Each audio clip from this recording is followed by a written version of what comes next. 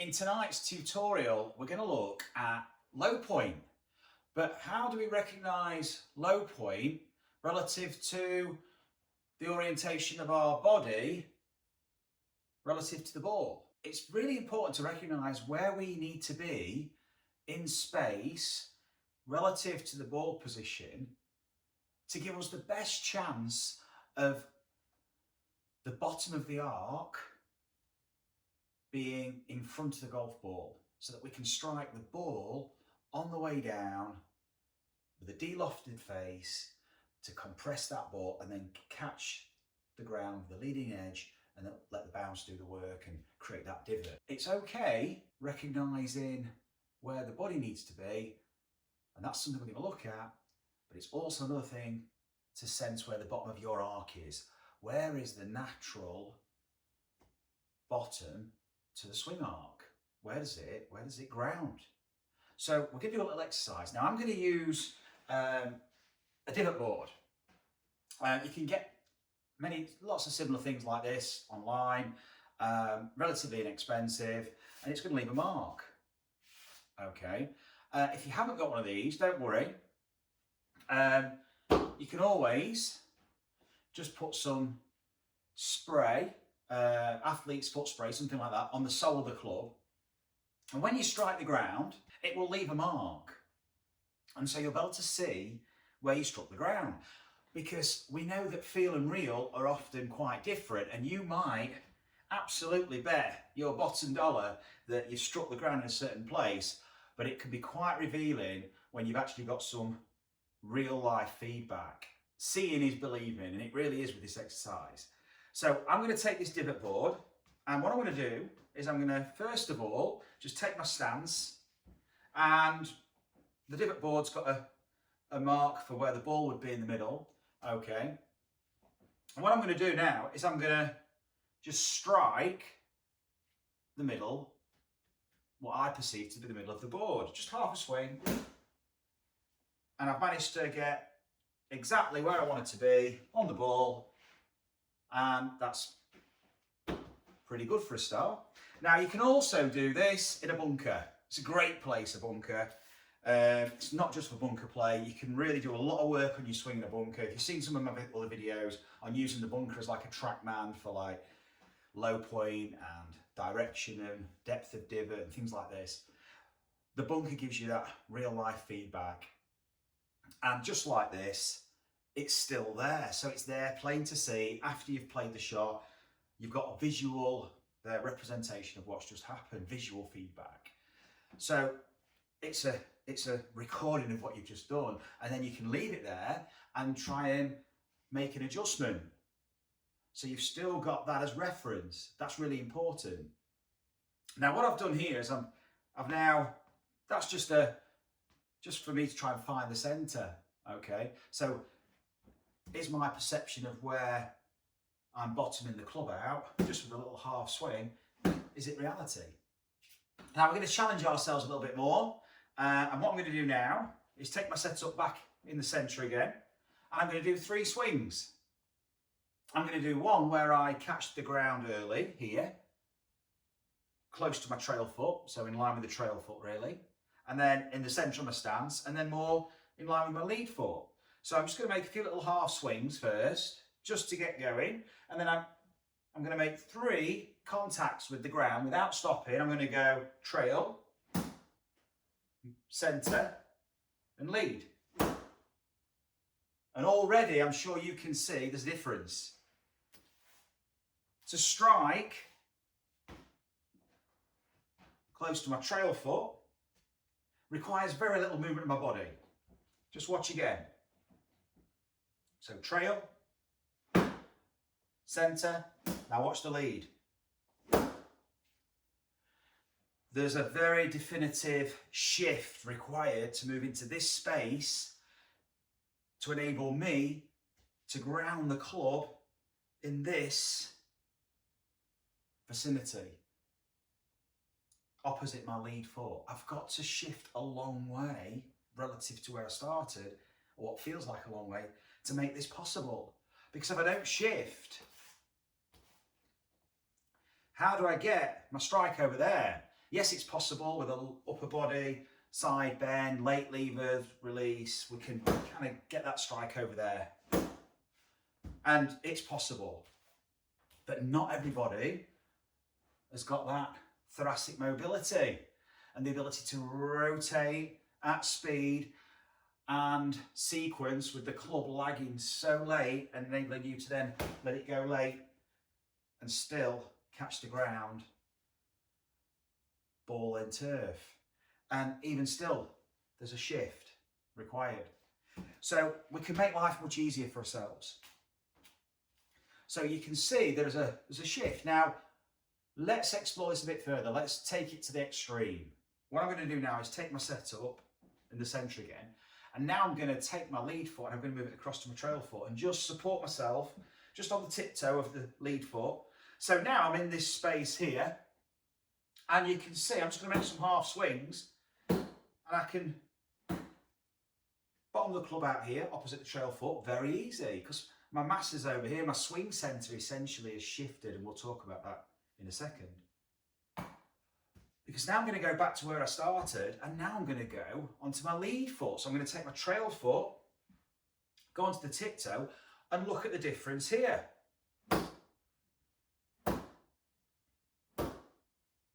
So I'm able to strike the ground comfortably here opposite my lead foot.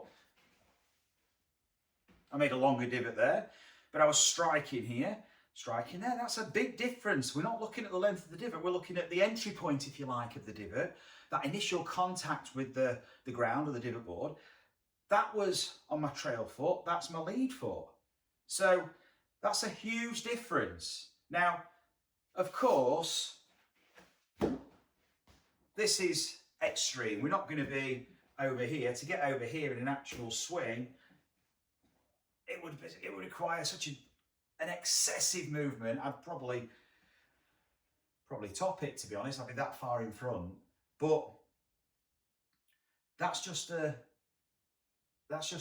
challenge to explore the perimeters, the boundaries, if you like, to really stress or stretch the system, should I say, and then we can start to operate within these limitations, if you like.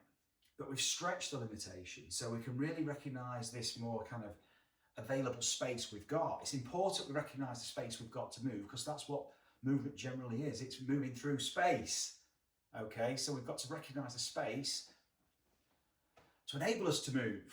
Otherwise we're stuck and we kind of are, it's like the map, if you like, the movement map we've got is shrinking and shrinking and shrinking, and we kind of operate in such a tight, confined space. We've got to expand, stretch the plasticity of the system and explore these patterns that will start to naturally emerge because we're making it possible. Okay, if I don't shift into this space, it's not possible. Now, when I mentioned earlier about low point, if you take your lead shoulder as being the centre of your golf swing, theoretically, if you extended the arm, okay, that's my physical low point. That is theoretically the low point of the golf swing, where now that's the maximum swing radius. Of course, the club can bottom out before it gets to that point, because we could be doing things like this. So theoretically, I can get to that point over here. Okay, theoretically, I can get to that point over here. But I could be bottoming the club out very early due to my release pattern. So we're making it possible. This is what this exercise is all about. Creating the opportunity to let levers go later. Because often we've created, if you like, limitations in our movement which have created this potentially unwanted release pattern that's not giving us the best outcome. But completely, unintentionally, we're moving in a way which is inhibiting, it's not allowing us to actually make the release we'd like. So the body movement's compromising us. So we're looking at how we can open up those channels to let us release this club freely, open up the opportunity, create the opportunity by moving the body into a space to let this happen. So it's quite an extreme place, guys, going onto that lead side here. but you can appreciate where we need to go. Now we can explore now the down and up, the drop and pop on the lead side. If I drop as I swing back, my low point now, if you think about the distance between my left shoulder and my lead shoulder and the ground, it's reduced severely. So I'm so far physically under the ground, if you like, with my low point, I can now spring up and use this for power, and I can still strike the ground heavily, actually. And if I just get a little bit more aware now, because this is all about awareness, that's what these exercises are for. If I just think about now where I'm going to strike it, I'm going to strike now a little bit later. I'm going to let the levers release later. And now I'm really striking late. And that was with a very powerful action because I'm using more vertical force. And this is being transferred through the body, through that rotational sequence, and a very late release now because you're storing that energy for as long as possible and then letting it go later. And as you're popping up, the club's getting released, you're standing up, but the club's travelling down and it catches the ball on the way to the ground because the low point's still rising up to the surface. And this exercise is so important for us to feel the timing of the low point rising and the release of the golf club. So it's a super important exercise for feeling and developing awareness, for moving into this space and loading our lead side and feeling the vertical element of this. So moving into this side here and swinging now. I'm going to try and make my divot as far forward as I possibly can, but I'm going to drop and then pop. Now, this is a really powerful thing to do with a golf ball. So what I'm going to do is I'm going to take my stance now, and I'm going to go onto my lead side. So I've got the ball in the normal position, and I'm going to go onto my lead side, which means the ball is so far back now, I'm so far in front, that I'm creating the conditions here whereby my body's experiencing the handle leading, the club travelling down, de-lofted, ball then turf, loaded lead side. And we need to, if we're going to use it, we need to load it to use it. And I'm feeling the vertical component, the rotational component too. We're rotating back as we drop in, we're pushing off and rotating through. So that push off pops that lead hip back. So you can see my pelvis is still rotated to the target. It's going to be restricted because my right foot, my trail foot's back, so I can't get full rotation, but I'm still allowing myself freedom. It's going to hit that end range, but we're allowing movement to happen, and we're in front of the golf ball. Yes, it's extreme, but it's so necessary because we spend most of our lives, the majority of golfers I see, spend most of their lives in this space here, taking that stance. Don't have to go full. We're not making a full swing, by the way.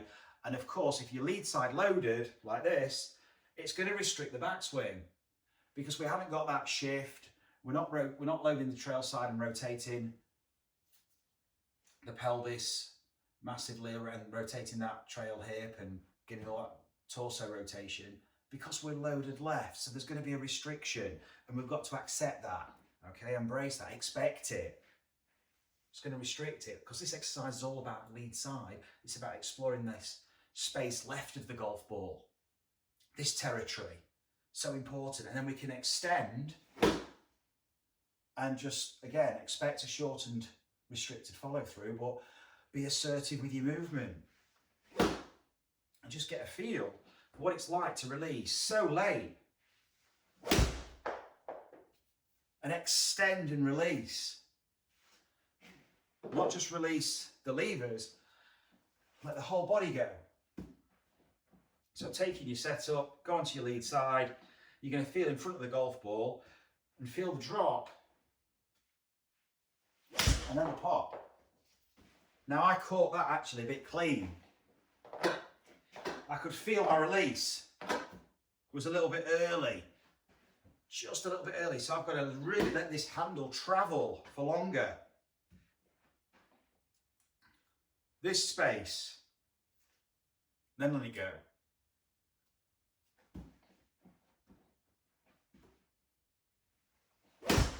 Better. That was better. So, already getting a feel for this space, downward strike. This, guys, when you go back to the golf ball and just do a nice 3/4 swing, feels so different. Just feeling yourself shifting to that lead side and popping up. Just, this space becomes so much more available. And kind of just playing three-quarter shots here, and just let yourself explore it, have a bit of fun, loading that lead side. Of course, there's a shift back now, okay? We can use an exercise like the wrecking ball. So we can simulate the wrecking ball. You'll have seen me use holding balance pads or holding the golf club with a karate chop hold, and just get swinging it, and then start to go trail and lead. But notice the arms are trailing. It's not together. Because we need to use momentum now to take us into that place, into that lead side. So we can now expand on this a little bit. We can take this a little bit further, this wrecking ball, and we can use a step, swing exercise where we take it, karate chop hold, arms nice and relaxed, and we're going to take a little step with the trail leg and then swing back. And as soon as the arms and club swing back, we take a little step, just half a step to the lead side and swing through. So we get it swinging, just get a bit of momentum. And you can feel the tempo that's required to go from one side to the other. That's essentially the pressure shift. You can see already, I'm over there before the arms even get to the top of what you'd expect where you'd expect the backswing to be. And you can bring in a little, now, drop and pop on the lead side. So you can see where we're just starting to just expand this exercise a little bit. Introduce, feel the little components, a bit more drop and pop. You could bring in now a little bit more rotation on the way back. Rotate and then pop it. So there's a bit more of a rotation to it. So we can just start to now appreciate the speed that we need to operate with our feet, our legs. We've got to shift. This shifts the pelvis too. So we're moving now the body, particularly the lower body, independent of the upper body and the arms. So you take the step with the trail side, the arms are swinging, you've got momentum there, you're starting to swing and hit the end of that range of that backswing phase, but whilst the arms are still swinging up, you take that step with the lead leg and you load into that lead side. And you're flexing, you're dropping into that space, ready to push off and really propel the arms down and through.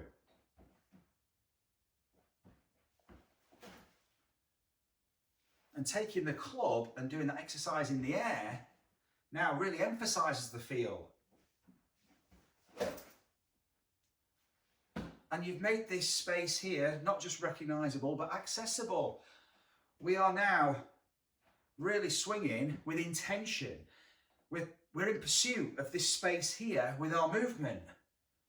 The intention is to move into that lead side, but we're not cheating the system in terms of just bypassing the backswing and just going straight to that place, because we're not really using a swinging action to get there. We're not really creating an elastic recoil the most effective way, because we're not using the ground to kind of rebound.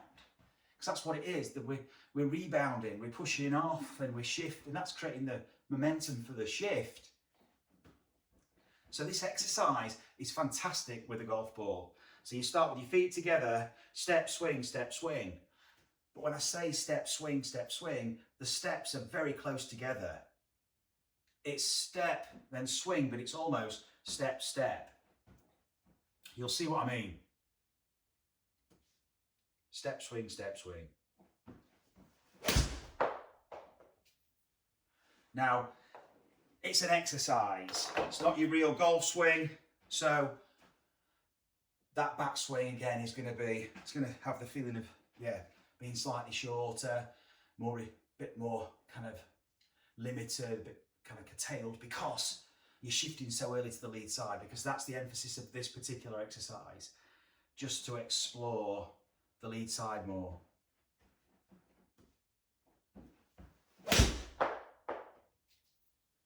And then when you go back to a normal stance, you've got now an amplified sense of that momentum, that change in direction of momentum, that real build-up of momentum, very quick, that very high impulse, bang, you're off, you're moving quick, and then you change your direction quickly. It's not slow and laboured. It may look like these golf swings on TV are smooth and kind of very casual, but underneath the bonnet, there's a big engine and there's a lot going on.